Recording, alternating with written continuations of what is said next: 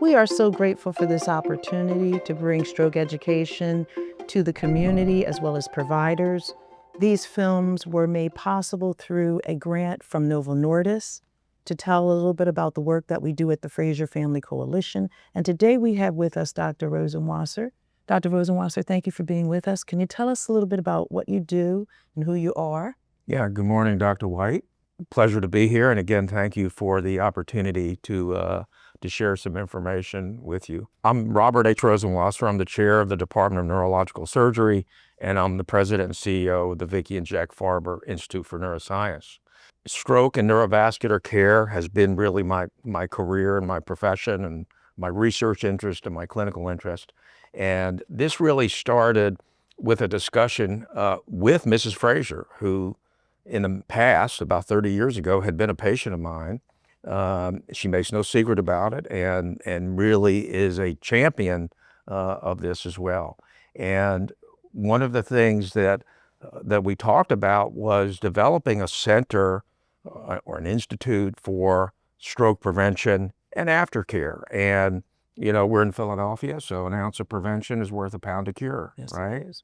And so we talked about how we could do this, and not only does it have the highest incidence of stroke, diabetes, amputations in the city of Philadelphia due to diabetes, hypertension, stroke, even nationally, it's ranked up there with having the highest incidence of that terrible disease. So anything that can prevent stroke, obviously, it's all the risk factors: diabetes, hypertension, obesity, smoking, and the end point of not taking care of those problems can be a heart attack or a stroke.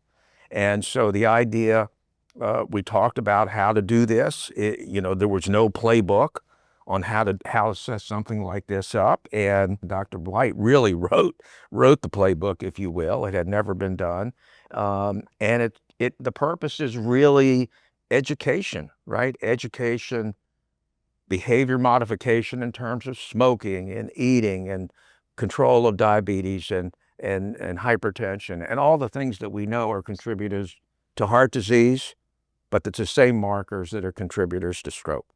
And we identified a location after really incredible support. It's a place of learning. It's a place of congregation. As a matter of fact, the program is so successful, we need like a place that's like 10 times bigger than it is, but it's really been a great thing. And, and the first thing was developing trust, right? I mean, people have to trust the doctor. People have to trust medical recommendations. And Dr. White has really gone out in the community, and she has this program with barbershops where they go and check blood pressures and pulse and certain simple things like that and identify problems up. And that program in itself has just been remarkable, absolutely remarkable in identifying the problems. I think that it's really built a tremendous amount of trust in having gentlemen go to the physician to control their blood pressure, to control their glucose,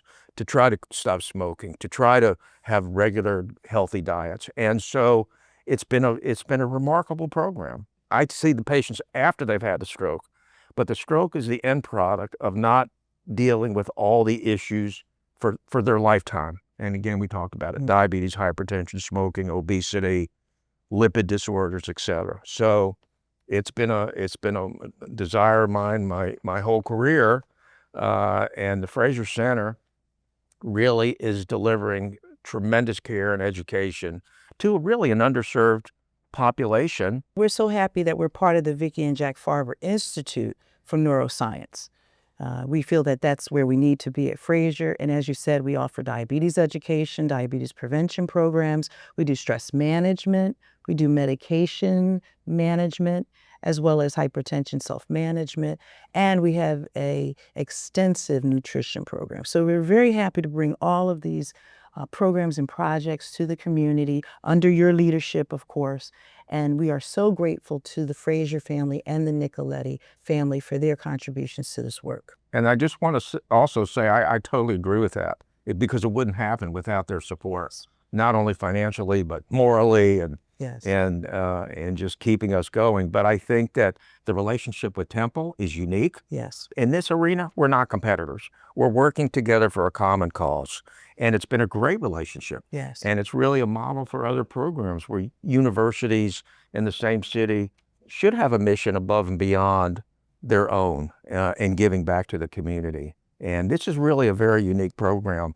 And our collaboration with Temple has grown into a really remarkable model Yes. for other diseases.